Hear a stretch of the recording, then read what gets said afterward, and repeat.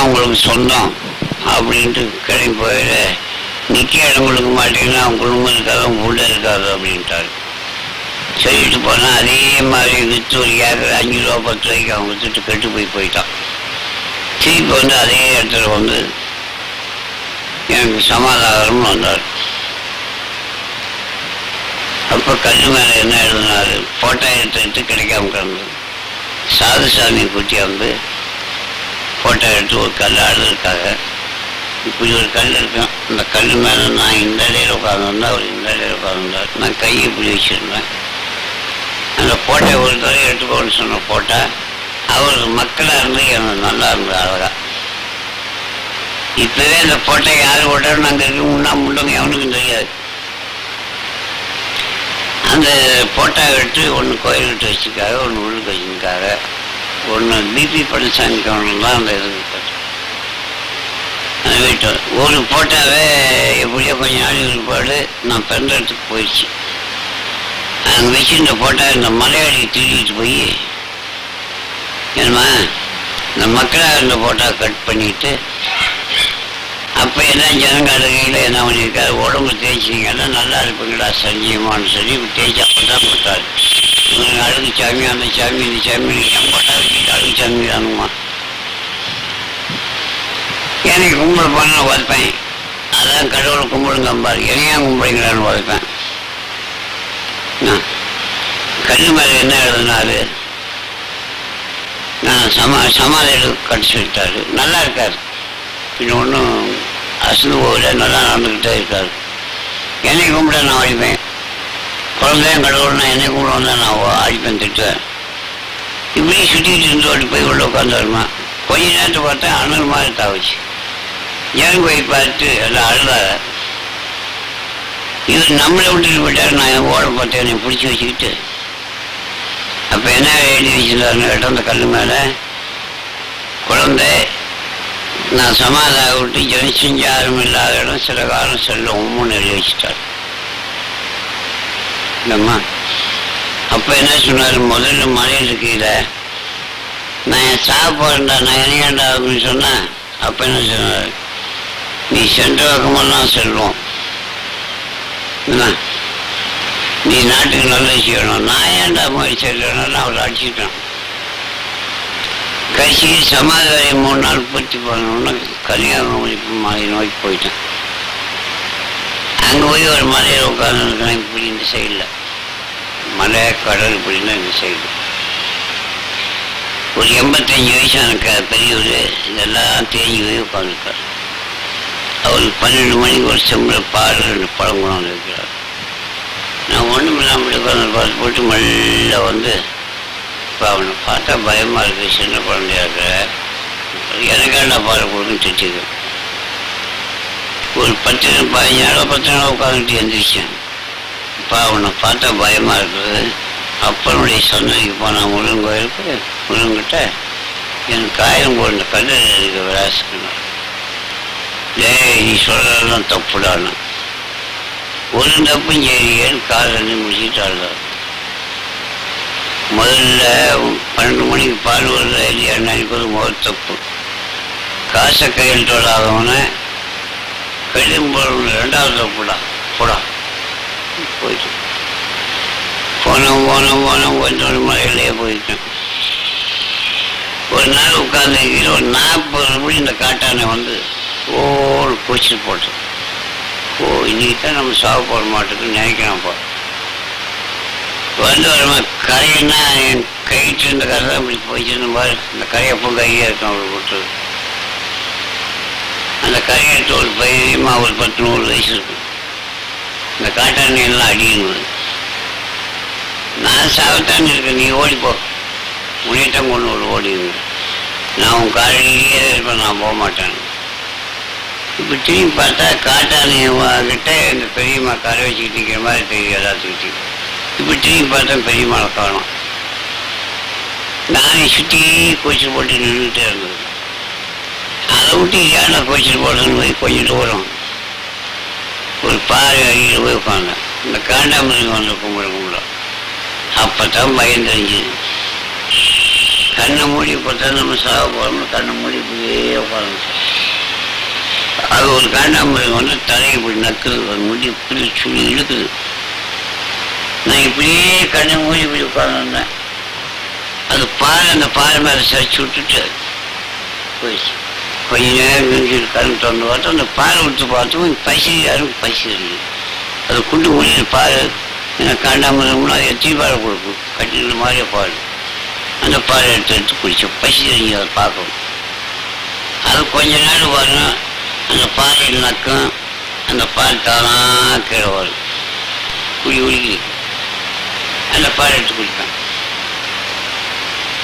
கொஞ்ச நேரம் விற்பனை அந்த காண்டாமிருகம் வரல. இது ஏன்டா அந்த காண்டாமிருகம் வரலன்னு உத்து பார்த்தேன். அப்போ தான் நினைக்கிற ஒன்று நம்ம தாய் தகப்ப சகலியும் கிட்டே இருக்காங்கன்னு எண்ணிட்டு அந்த மலையை விட்டு கிளம்பணுமா. மலையை விட்டு கிளம்பையில் ஒரு 20 நாளாக வரைக்கும் வந்து கீழே வந்துருக்கேன். நீ இறங்க பார்த்துட்டு யாரோ தவசு இருந்தவங்கன்னு பால் பணம் கொடுக்குறாரு. அதை பணம் விட்டு எனக்காண்டா பால் கொடுன்னு திட்டிக்கிறேன். நான் திட்டமாக அழுதாக நின்றுட்டு 10 பேர். ஏன் நம்மளை பார்த்து அழுகுறாங்கன்ட்டு எல்லாம் சொல்றது அழுதா. ஏன் அழுதான்ட்டு அப்போ என்ன கேட்டேன், இது ஏன்ப்பா இந்த வெட்ட மாமெல்லாம் பூத்த மாமா ஆகுதுப்பா, இது ஏன் என்னை எல்லாம் பார்க்க வச்சேன்னு கேட்டேன். யாரோ சொல்கிற மாதிரி ஏப்பா உன் தாய் கேடப்பா நான் நல்லா தான் உண்டாக்குறேன். அவன் ஓசை தான் காதுக்கு வருது. ஏம்மா இதெல்லாம் என்னை ஏன் பார்க்க வச்சேன் அப்படின்னு தாயை கேட்டா, அறிவுதுமாவனே புரியுதுமாவனே உன்னியும் இருப்பது பின்ன நீ சென்ற இடமெல்லாம் செல்வ, நீ அதையும் ஒத்து பார்க்குறது. அதை விட்டு கொஞ்ச நாளாக வந்து பள்ளியில் ஒன்று உட்காந்துருக்கேன். பள்ளியில் உட்காந்தா ஒரு 5000 பேர்த்துக்கு என்னமா ஒருத்தர் சாப்பாடு போட்டுக்கிட்டே இருக்கார். இந்த சாதுகளோட வந்து கூப்பிட்டா நான் எனக்கு அந்த சாப்பாடு நான் ஒரு அடிச்சுக்கிறேன், திட்டிக்கிறேன். இந்த பால் மேலே உட்காந்துக்கிறவங்க புரியாமல் ஒரு டிஎஸ்பி 6 பூஜை முடிச்சுட்டு வந்தோன்னா அப்படி உட்காந்துட்டு கடன் எழுதணும். இந்த வாய் சும்மா இருக்கக்கூடாதா, ஏப்பா நல்லா படிச்சுக்கிறியே ஐயா பண்பாடு இல்லாமல் எழுதுறியேன்னு கேட்டேனப்பா. அவன் எழுந்திரிச்சோடனே யார் என்ன எடுத்து பண்பாடுதான்னு சொல்கிற கை வாங்கிட்டு அடிக்க வர்றான். அடிக்க வச்சு காயம் மேலே கொடுத்து பண்பாடோட எழுதுவாங்களாம். சும்மா எப்படி எழுதுறது, எங்கிட்ட அட்டை வச்சுருந்தான். சோறு போட்டு குழம்பு போடாதப்போ அந்த கையில் இருக்கிற அட்டையும் கொடுங்க, அதையும் கொடுத்து எழுதுவாங்களாம்னா. அப்போ என்னன்னு வந்தது, சரி நம்ம ஏதாவது தப்பாக எழுதுனா நம்ம திருப்பி கேட்பாங்கன்ட்டு அப்படின்னு நினச்சேன். பிறந்த இடத்துல நன்னு வந்துச்சு. ஜமீன் பேரன் பைத்தியக்காரன் எழுதிட்டு 2 வரி எழுதுனேன். அவன் கையை கட்டி ஒன்று கும்பிட்டுனான் அந்த டிஎஸ்பி. அதுக்குள்ள சாதுகளும் வந்த அப்படின்னாங்க. இந்த 5000 பேர் தர்மம் பண்ணுறவர் 10 நாளாக உட்காந்து தர்மம் பண்ணி இருந்தவர் அவரு வந்தார். வந்தோடனே அப்பான்னு பிடிக்க வந்தார். என்னையாரு அப்பான்னு பிடிக்கிறதுன்னு விடுமோமாளியில் போய் உட்காந்துட்டேன்.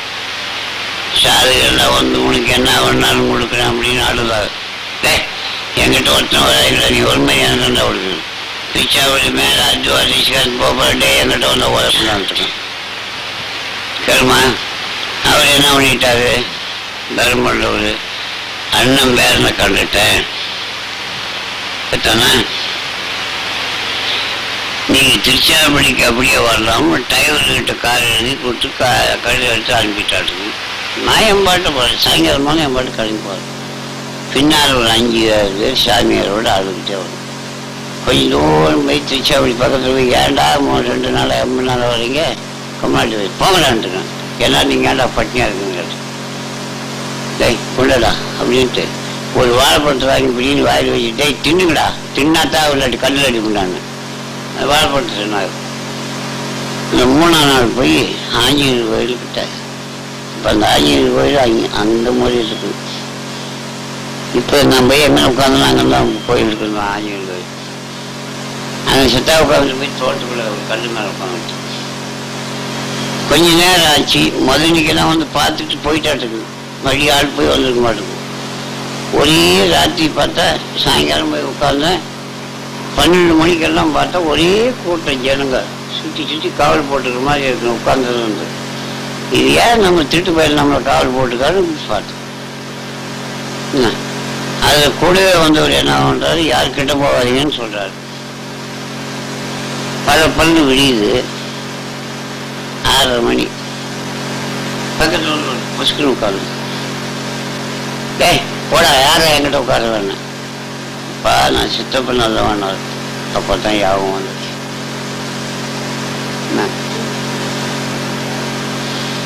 அப்பதான் நான் யாவும் வர சித்தப்படணும். அப்ப இந்த பொண்ணு என்ன நடக்குது, இந்த 13 நாள் பொண்ணு தன் தாய் தூக்கி அடிச்சு என்ன வளர்த்துறாது.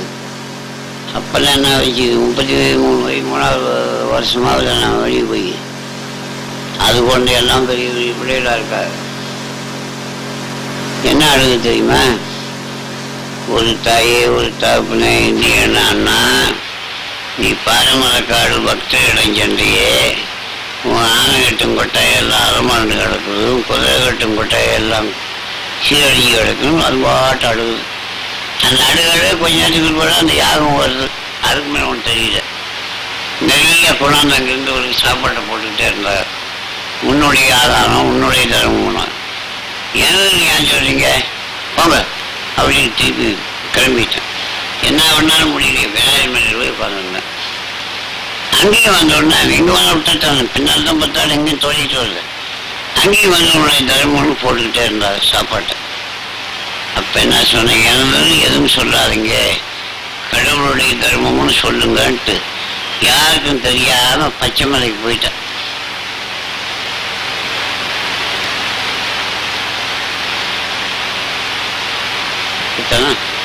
அந்த பச்சை மலையில் உட்காந்துருக்கல ஜீடி நாய்க்க சில பேர் வந்து கூப்பிட்டு ஜீடி நாய்க்கு வச்சுக்க என் உடவுல அங்கே இருக்கணும்னா அவ்வளோதான்மா. அதான் எனக்கு என்ன தெரியும், என்னமோ சொல்லிக்கிறாங்க. ஆண்டி வீட்டு ஜமீன் அம்மா வீட்டு கிராமம், ஆண்டி வீட்டு ஜமீன் தாக்கிராமம் அம்மா வீட்டு கிராமம்னு சொல்லிக்கிறாங்க. ஆண்டி வீட்டினா எப்போ ஆண்டி வீட்டி இல்லை, இங்கே இருக்குது திருச்சாமணிக்கு சேர்ந்த ஆண்டி வீட்டி. கொடிமொழியிலிருந்து பிள்ளைமொழிங்கம்மாந்த வரையும் ஆண்டி வீட்டு ஜமீன் இருக்குது. 2 ஜமீன் கொண்டு ஒரு ஆண்டி வீட்டு ஜமீன். ரங்கமலை கணவாய் வரையிலும் ரங்கமலை கணவாயிருந்து இப்படி வாட்டமாக ஏமா வடமதுரை வரையிலிருந்து போகும். அந்த பக்கம் மதுரை ஜில்லா, இந்த பக்கம் திருச்சாமணி ஜில்லா.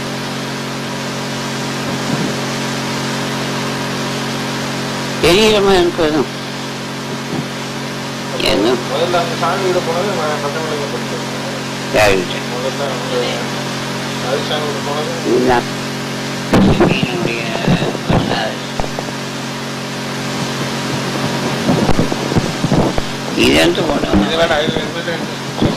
ஆண்டி வீட்டு ஜமீன்ல ஆதியிலே ஒரு தொட்டி நாய்க்கன் தான் ஜமீன் இருந்தான். அவன் ராஜலட்சுமி. அவன் கல்யாணம் இல்லாண்ட 2 வருஷத்துக்கு வழியில் உள்ள குச்சியாளெல்லாம் கொண்டாந்து வச்சுக்கிட்டு ஆதம் பண்ணிக்கிட்டு இருப்பான். செத்தானா என் கண்ணையும் கட்ட மாட்டான் அப்படியெல்லாம் இருந்தான். அதே ஒரு நாள் அழகாக ஒரு பொண்ணு போயிருக்கு. அந்த பொண்ணை போய் தூக்கிட்டு வரானோ, அந்த பொண்ணு 1 கிலோமீட்டர் ஓடி போய் காலை தாள் போட்டுச்சு. முடிக்கிட்டு போன 2 பேர் தாள் போட்டுக்கிச்சு. அந்த காலையில் அந்த பொண்ணு என் ரோடு கடை அடிச்சுட்டு வரான்னு இது சம்சாந்தம் தெரிஞ்சு வச்சு சொல்லிட்டாங்க. காலையில் வந்து அவங்க 2 பேர்த்த பீஸ் பீஸாக கூட கட்டி வச்சு உதச்சாங்க. அது ஓட ஆரம்பலாம். அப்புறமா பூச்சியாவில் வச்சுக்கிட்டு கண்டாயிரம் சரியாக கட்டுறாங்க. ஒரு 80,000 ரூபா அந்த காலத்தில் கடன் வாங்கிட்டு ஒரு துடுக்கங்கிட்ட போய் ஜமீன் அடமானம் போட போட்டான். அது சம்சாரத்துக்கு தெரிஞ்சு என்ன அந்த கடனை இவ விட்டு ஏன்னா ஒரு 4-5 வருஷம் வீடை பார்த்துக்கிட்டு இருந்துட்டு திருப்பி உணநாள் ஒழுங்கு என்று சொல்லி நமக்கு என்ன தருமானம்னு சொல்லிட்டு விட்ட மறுபடி ஒரு 4-5 வருஷத்துக்குள்ள கண்ணைக்கு போய் கட்டிட்டு பார்க்க சொன்னால் பார்த்து கிளம்பணும். திருப்பி என்ன பண்ணா இன்னும் ஒரு 5-6 வருஷத்துக்குள்ள ஒரு 60,000 ரூபா கடன் பண்ணிட்டு கோயம்புத்தூர் ஒரு பண்டாரம் சின்ன வயசு ஆமாம் இடமான போட்டேன். எங்கிட்ட ஒரு 5 வரணும் விட்டுட்டா கேட்டானா அந்த 2000 ஜமீன் வந்து